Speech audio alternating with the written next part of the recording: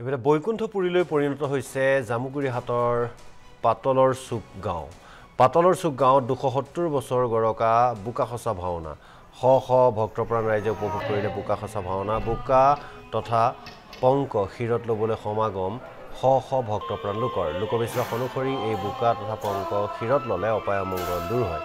জামুগুৰিহাটত দেখা গৈছে এই দৃশ্য সমাগম হৈছে শ লোকৰ।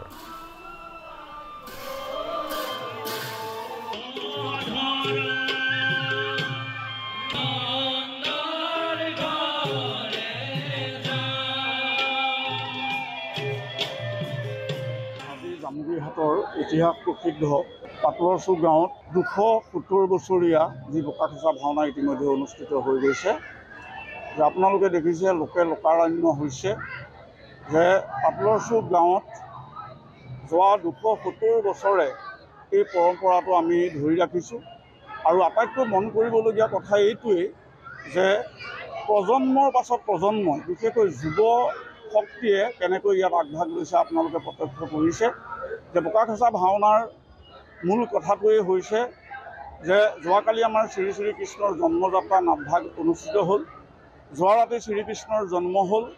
আপোনালোকে সকলোৱে বিদিত যে বসুদেৱে নন্দৰ ঘৰত অৰ্থাৎ গোৱালত গৈ শিশু কৃষ্ণক থৈছিলেগৈ আৰু সেইদিনাখন বতৰ যথেষ্ট বেয়া আছিলে।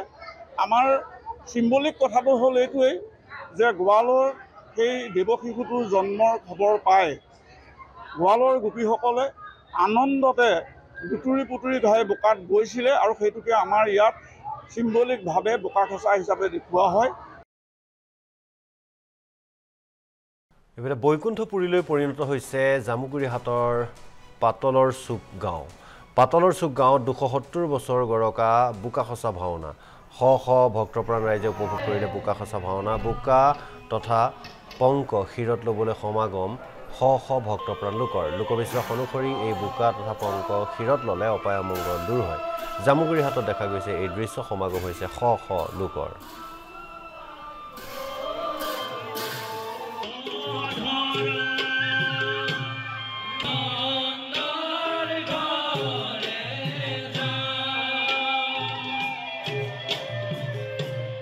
জামুগুৰিহাটৰ ইতিহাস প্ৰসিদ্ধ পাতলৰ চুক গাঁৱত ২৭০ বছৰীয়া যি বোকাখচা ভাওনা ইতিমধ্যে অনুষ্ঠিত হৈ গৈছে।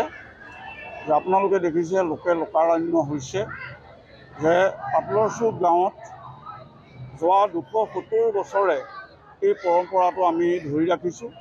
আৰু আটাইতকৈ মন কৰিবলগীয়া কথা এইটোৱেই যে প্ৰজন্মৰ পাছত প্ৰজন্মই বিশেষকৈ যুৱ শক্তিয়ে কেনেকৈ ইয়াত আগভাগ লৈছে আপোনালোকে প্ৰত্যক্ষ কৰিছে। যে বোকাখচা ভাওনাৰ মূল কথাটোৱেই হৈছে যে যোৱাকালি আমাৰ শ্ৰী শ্ৰী কৃষ্ণৰ জন্মযাত্ৰা নাটভাগ অনুষ্ঠিত হ'ল।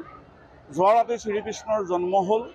আপোনালোকে সকলোৱে বিদিত যে বসুদেৱে নন্দৰ ঘৰত অৰ্থাৎ গোৱালত গৈ শিশু কৃষ্ণক থৈছিলেগৈ আৰু সেইদিনাখন বতৰ যথেষ্ট বেয়া আছিলে।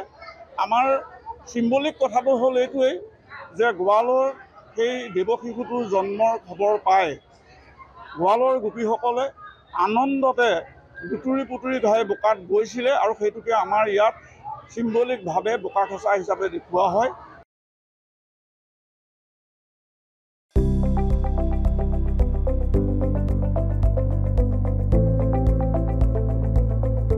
NB নিউজ, সহজ সৰল ভাষাত নৱভাৰতৰ কথা।